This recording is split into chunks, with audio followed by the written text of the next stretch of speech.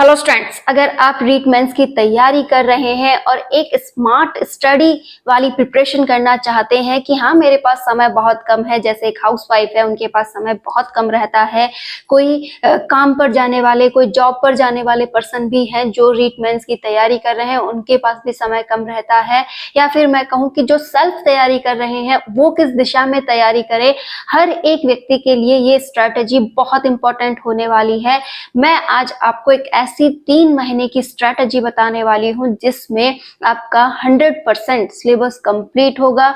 यहां तक कि वो 80% सिलेबस भी मैं आपको बताने वाली हूं जिसमें से अधिकतर क्वेश्चंस पूछे जाते हैं। तो ये वीडियो आपके लिए बेहद इंपॉर्टेंट होने वाली है।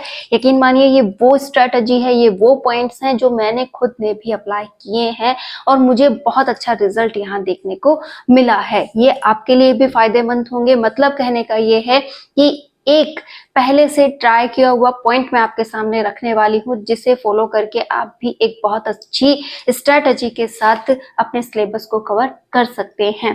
देखते हैं इसमें ऐसा क्या इंपॉर्टेंट होने वाला है। आप सभी ने अपना सिलेबस देखा है, अपने सिलेबस की एक फोटोकॉपी भी आपने रख ली है कि सभी के पास सिलेबस की प्रिंट आउट कॉपी है और उसके अकॉर्डिंग एक बेस्ट स्टडी मटेरियल भी सभी ने परचेज कर लिया होगा।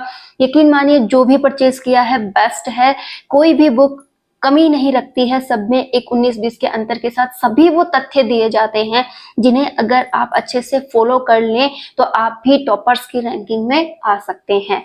एक बात हमेशा ध्यान रखिएगा, जो भी मटेरियल आपके पास है ना वो बेस्ट है। आपको करना ये है कि सिलेबस अकॉर्डिंग या तो कोई अच्छी बुक, ठीक है, या फिर आप जो भी नोट्स वगैरह अपने लिए परचेज कर पाए हैं वो अपने पास कलेक्ट कर लीजिए, ठीक है। अब उन पर क्या बना लीजिए, अपना विश्वास कि हाँ ये बहुत अच्छे हैं, मुझे इन्हीं से पढ़ना है, मुझे बार बार इन्हें नहीं बदलना है, इन्हीं को मुझे बार बार पढ़ना है। क्लियर हो गया एक पॉइंट कि जो भी मटेरियल मेरे पास है इसे मैं बदलने वाली नहीं हूँ, इसी को मुझे बार बार पढ़ना है। अब आपको क्या करना है, अपने लिए एक ऐसा टारगेट सेट करना है कि मैं दिन में 4 घंटे निकाल पाती हूँ या 5 घंटे निकाल पाती हूँ, या फिर मेरी जो स्टडी टाइमिंग है वो 10 घंटे है। जो भी आपका टाइम शेड्यूल है वो आपने एक दिन फिक्स कर लिया कि चलो इतने घंटे मुझे मिलते हैं, उन्हें आप नोट कर लीजिए। फिर आपकी स्ट्रेंथ क्या है, ठीक है, जैसे आप एक दिन में मात्र 2 ही टॉपिक पढ़ पाती हैं या फिर आप 4 टॉपिक पढ़ पाती हैं, तो वो आपको नोटिस करना है। जैसे कुछ बच्चे ऐसे होते हैं जो दिन में 4 टॉपिक पढ़ लेते हैं और आप भी उस कैटेगरी में आ जाएंगे अगर ये बातें फॉलो करते हैं। तो देखिए आप क्यों नहीं कर पाते हैं, क्योंकि आप डरते हैं, अरे इतने पेजेस पढ़े हैं, अरे अभी तक ये टॉपिक इतना पढ़ना पड़ेगा, वो बातें नहीं सोचनी है। टॉपिक लीजिए, दिन के चाहे 2 टॉपिक अभी आप ले रहे हैं, ले लीजिए, उस टॉपिक को पहले देखिए। नाम जैसे कि कोई भी हिस्ट्री का टॉपिक है, कोई कला संस्कृति का टॉपिक है, या फिर आपके सब्जेक्ट का टॉपिक है, किसी भी साइकोलॉजी का टॉपिक क्यों ना हो, आपने उसका नाम देखा। जैसे आपने नाम देखा, मैं एक साइकोलॉजी के टॉपिक का एग्जांपल लेती हूँ, जैसे आपने देखा अधिगम का टॉपिक, ठीक है, अधिगम के टॉपिक को आपने देखते ही सोचा अरे हाँ ये टॉपिक है, इतना लेंथी है, इतने साइंटिस्ट हैं, ये सब कुछ है, कैसे तैयार होगा, ये मत सोचिए। ये सोचिए अधिगम है, अधिगम मतलब लर्निंग है, लर्निंग मतलब सीखना है, मुझे यहाँ बहुत कुछ सीखने को मिलने वाला है। इतने साइंटिस्ट है मतलब ये कुछ ना कुछ अलग बोलने वाले हैं, ठीक है। अब मैं पर्टिकुलर साइंटिस्ट को यहाँ पढ़ूंगी, पर्टिकुलर साइंटिस्ट का जो नाम है वो मैं अपनी रफ में लिखती चली जाऊंगी, ठीक है। एक रीडिंग जब मेरी कंप्लीट हो, मतलब स्टार्टिंग से लेकर एंड तक मुझे एक रीडिंग लगानी है बहुत शानदार वाली। जैसे मैंने अधिगम की परिभाषाएं वगैरह, आवश्यकता वगैरह सब कुछ पढ़ा, ठीक है। उसके बाद गेने वगैरह के बारे में बातें आ गई, गेने को पढ़ा, अधिगम के सिद्धांत को पढ़ा, थॉर्नडाइक के सिद्धांत को पढ़ा, पावलोव के पढ़ा, स्किनर पढ़ा, मतलब हेल पढ़ा, मतलब बहुत सारे सिद्धांत मेरे सामने आते गए, बहुत सारी स्टोरीज मेरे माइंड में आने लगी, सबको मैंने समझा, ठीक है। एक बार जब रीडिंग लगाते हैं ना तो सब कुछ हल्का हल्का सा अंदर जाने लगता है, वो आप अंदर जाने दो अपने, ठीक है, माइंड में सेट होने दो। अंडरलाइंस आपने की है, मतलब बहुत कुछ आपने इंपॉर्टेंट वहां पर टिक मार्क कर दिया है। अब एक रीडिंग जब कंप्लीट हुई ना, तब आपने पाया कि आपने एक बार सिलेबस कर लिया ना, ये एक टॉपिक का सिलेबस आपने एक बार कर लिया। अरे वाह मैं कर सकता हूँ, अपने आप को शाबाशी दे दो उस समय कि मैं कर सकती हूँ, ठीक है। फिर आइए उस टॉपिक पे दोबारा से, और अब आपको क्या करना है, उस टॉपिक की जो अंडरलाइंस थी ना उन्हें बार बार रिपीट करना है, ठीक है। जब टॉपिक की अंडरलाइंस रिपीट होती है तो वो टॉपिक आपको बहुत कुछ हद तक आने लगता है।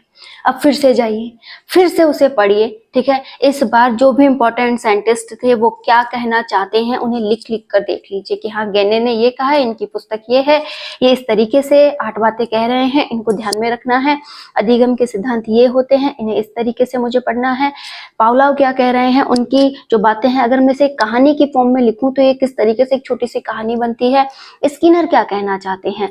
मतलब आप किसी भी टॉपिक पर ये मेरी अकॉर्डिंग बताई हुई स्ट्रेटजी लगा सकते हैं। 1-2 बार अगर आप इस तरीके से पढ़ते हैं टॉपिक भी क्लियर होगा, टॉपिक समराइज भी होगा। जब तक हमें डर लगता है, जब तक वो टॉपिक 60 पेज का या फिर 20 पेज का नजर आता है, अगर हम उसे 1-2 बार पढ़ के अपने अकॉर्डिंग समराइज करके 1 पेज तक ले आते हैं तो वो टॉपिक हमें बहुत छोटा लगने लगता है। और एक टॉपिक जब 1 पेज पर आता है उसके पीछे बहुत मेहनत होती है, मतलब उस टॉपिक को आपने गहनता से पढ़ा है, ध्यान से पढ़ा है और पूरा समय उसी पर खर्च किया है, ठीक है। तो वो टॉपिक तब अपना सारांश आपको देगा जब आप उस पर काम करोगे, ठीक है। आप बैठे बैठे एक ख्याली पुलाव पका रहे हो कि मेरा ऐसे सिलेक्शन हो जाएगा, ठीक है, मैं इस तरीके से जॉब कर रहा हूँगा, मुझे लोग इस तरीके से रिस्पॉन्स दे रहे होंगे, मैं उनको इस तरीके से जवाब दे रहा हूँगा, आपने सोच लिया है, ठीक है। आपने बहुत सारी बातें अपने माइंड में सेट कर ली हैं, लेकिन क्या उसके अकॉर्डिंग काम भी कर रहे हैं। अब आप बोलोगे कि मैम पढ़ने में मन नहीं लगता, ध्यान भटक जाता है, पढ़ने का मन तो करता है लेकिन पढ़ने बैठते ही आलस आता है, नींद आती है, कैसे पढ़ाई करूं।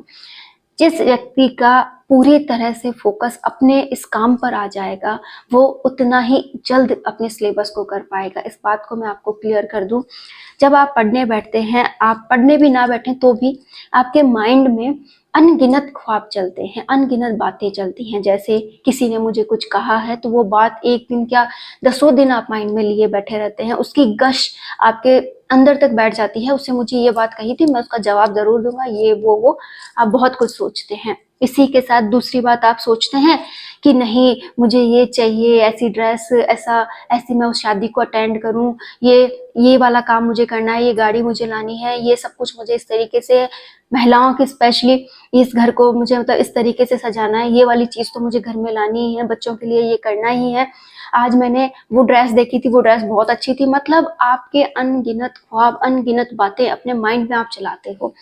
क्या आपने कभी भी अपने माइंड में पढ़ाई को चलाया है? नहीं ना। क्यों नहीं चलाया? क्योंकि ये आपकी प्रायोरिटी में नहीं आते हैं। आपकी अभी तक आपने इसे अपनी पहली प्राथमिकता नहीं माना है। आपसे बस इतनी ही रिक्वेस्ट है, अगर रियल में अपने सपने पूरे करने हैं ना तो इसे अपनी पहली प्राथमिकता बना लो कि अगर ये होगा तो ही आगे के सपने पूरे होंगे ना। रियलिटी तो यही है, लेकिन हम इसे इग्नोर लिस्ट में डालते हैं और जो सुकून देने वाले पल है ना उनको अपनी आंखों में सजा लेते हैं। तो आपसे केवल यही रिक्वेस्ट है, जैसे मरने वाले को जिंदगी प्यारी होती है वैसे ही आपको ये पढ़ाई प्यारी करनी होगी कि मुझे एनी टाइम, देखो निरंतरता इसी का नाम है कि आप एक दिन पढ़ लो, 2 दिन मत पढ़ो, आप तीसरे दिन पढ़ाई करने नहीं बैठ पाओगे, ठीक है। अगर इसके अलावा अगर आप ये करते हो कि रेगुलर 3-4 दिनों तक, ठीक है, आप पढ़ाई करते हो, ठीक है, आप 3-4 दिनों तक पढ़ाई करते हो तो अगले दिन आपका फिर से मन करेगा कि आप पढ़ाई करो, क्योंकि आपने एक रेगुलरिटी बनाना स्टार्ट कर दिया है। आप इसे मत टूटने दो। आप दिन में चाहे 2 घंटे ही क्यों ना निकालो, 1 घंटा ही क्यों ना निकालो, अगर बहुत ज्यादा दिन आपका बिजी है तो आपको पढ़ना ही है, आपको घंटा निकालना ही है। और मैं तो कहूँ कि एक बार अपना जो भी सोने का टाइम है ना, जो भी उठने का टाइम है, उसे सेट करके देखो कि मुझे जल्दी उठना है।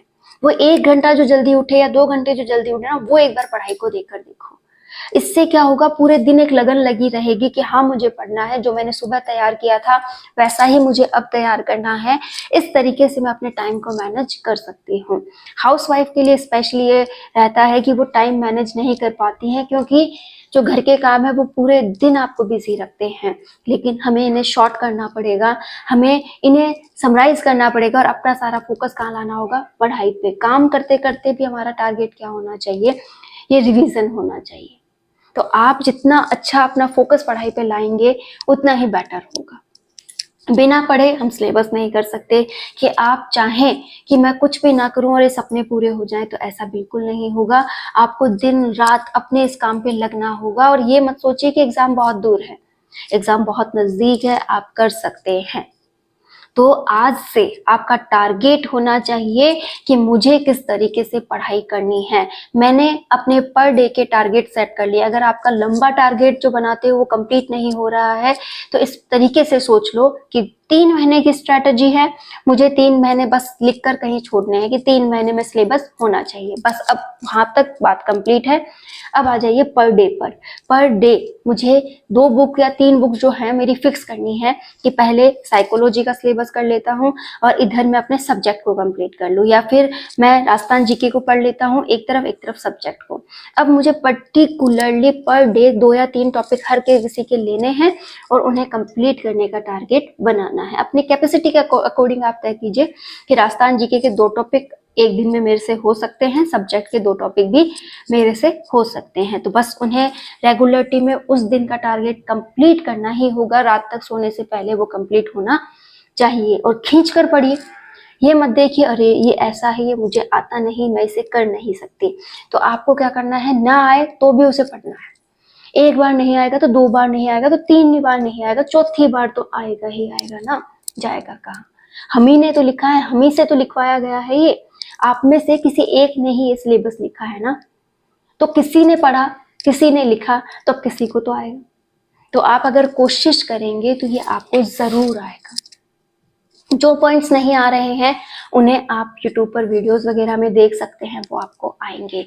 लेकिन घबराइए मत, दुनिया के पीछे मत भागिए कि उसने इतनी बुक्स ले ली है, वो इतने इतने घंटे पढ़ाई करता है, या फिर उसने कोचिंग ज्वाइन की है, या फिर वो उसको इतनी सुविधाएं मिल रही हैं। ये सब कुछ इग्नोर कर दीजिए।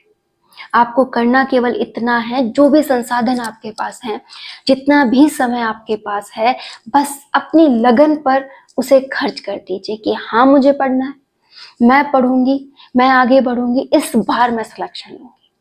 बस एक ही माइंड में बात होनी चाहिए, ये मुझे ज्वाइनिंग लेटर मिला, ये मेरा सपना पूरा हुआ, मेरे भी अच्छे दिन आ गए। मतलब आपके माइंड में हर समय पॉजिटिविटी रहनी चाहिए, और जितना भी समय मिल रहा है ना उसमें 100% लेने का सोचिए कि हाँ ये टॉपिक है, एक ही बार पढ़ने को मिल रहा है यार, टाइम वैसे ही नहीं मिलता, इसे पूरे ध्यान से पढ़ ले। ठीक है, पढ़ लिया, समझ लिया, अंडरलाइंस भी हो गई, अब कोई काम आ गया, काम के लिए भाग के जाना है, जाइए, लेकिन वहां से 4-5 इंपॉर्टेंट लाइंस को पढ़ते हुए जाइए। और जब तक वो काम होना, माइंड से वो लाइनें निकलनी नहीं चाहिए, उन लाइंस को रिपीट कीजिए, उनकी थ्योरी तैयार कीजिए। बहुत टफ काम है, जितना आप ये सोचती है कि घर का काम टफ है, उससे भी टफ काम पढ़ना है। पढ़ना उतना ही मुश्किल हो जाता है, क्योंकि जो पढ़ना होता है इसमें आपका ध्यान केंद्रित होना चाहिए, जो कि बार बार भटक जाता है। तो आपको अभी से अपने ध्यान को फोकस करना होगा।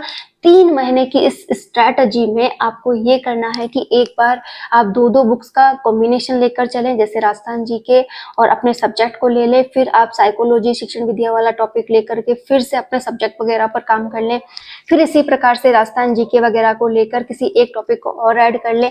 तो धीरे धीरे आप इन 3 महीनों में अपना सिलेबस कर पाएंगे। और एक बात ध्यान रखिएगा, सिलेबस होने से ज्यादा उसका रिपीटिशन जरूरी होगा। तो जो जो टॉपिक्स होते जाएं वैसे वैसे नए टॉपिक पढ़ने के साथ साथ उन्हें भी आप रिवाइज करते जाएं, क्योंकि एक साथ जब टॉपिक वापस आप रिवाइज करोगे तो शायद कुछ टॉपिक आपको कम रिवाइज हो पाए। कहने का अर्थ है उस समय आप भूल भी सकते हैं, लेकिन अगर आप वक्त वक्त पर उन्हें रिवाइज करोगे तो वो बहुत अच्छे से रिवाइज हो जाएंगे। एक बात और आपसे ये कहनी है कि जो आपका फोकस है वो आप ही बढ़ा सकते हैं। इसके आपको पहले ही कम समय मिलता है, उसे अगर आप फोन वगैरह में या फिर अदर वीडियोस देखने वगैरह में खर्च करते हैं तो ये आपके लिए समय की बर्बादी हो जाती है। अगर आपको लगता है कि आपके इस सिलेबस के टॉपिक को आप सॉल्व कर सकते हैं तो प्लीज उसे सॉल्व कीजिए। अगर हम पुराने जमाने पर बात करें तो पहले ये ऑनलाइन वगैरह, ये इस तरीके से ऑनलाइन क्लासेस वगैरह हमें प्रोवाइड नहीं होती थी, हम सारा ज्ञान बुक से प्राप्त करते थे। तो मैं आपको दोनों से कॉम्बिनेशन करने की बात कह रही हूँ कि जो टॉपिक्स आपको आते हैं, जिन पर आपकी पकड़ है, वो आप खुद तैयार कर लीजिए। ठीक, तो उम्मीद करती हूँ आप बहुत अच्छी पढ़ाई करेंगे, अपना जितना भी समय आपको मिलता है उसे पढ़ाई पे खर्च करेंगे। जितना हमारे पास समय होता है ना, अगर हम उसी का सदुपयोग कर ले तो भी हम रिजल्ट निकाल सकते हैं। मैंने ये खुद किया है, जब मैंने रीट मेंस की तैयारी की थी तब मेरे भी यही हालात थे। मैं भी एक हाउसवाइफ थी, साथ ही साथ मेरे बेबी भी छोटा था, फिर भी मैंने पूरा अपना 100% दिया है और अपने इस मुकाम को हासिल भी किया है। तो अगर आप भी चाहते हैं कि हाँ मैं कुछ करूँ तो आप भी कर सकते हैं, आप भी आगे बढ़ सकते हैं। जितना भी समय आपके पास है ना, उसका बस सदुपयोग कीजिए, उसे एक पॉजिटिव दिशा में लेकर जाइए। आप खुद उसका एक पॉजिटिव रिजल्ट देख पाएंगे अगर आप ऐसा कुछ करते हैं तो। जितनी भी प्रॉब्लम्स हैं सबको इग्नोर कर दीजिए और जो भी पॉजिटिव रिस्पॉन्स आपको नजर आ रहा है उसके पीछे भागिए, आप कर लेंगे। तो इस प्रकार से आप भी प्लीज पढ़िए और आगे बढ़ते रहिए। All the best.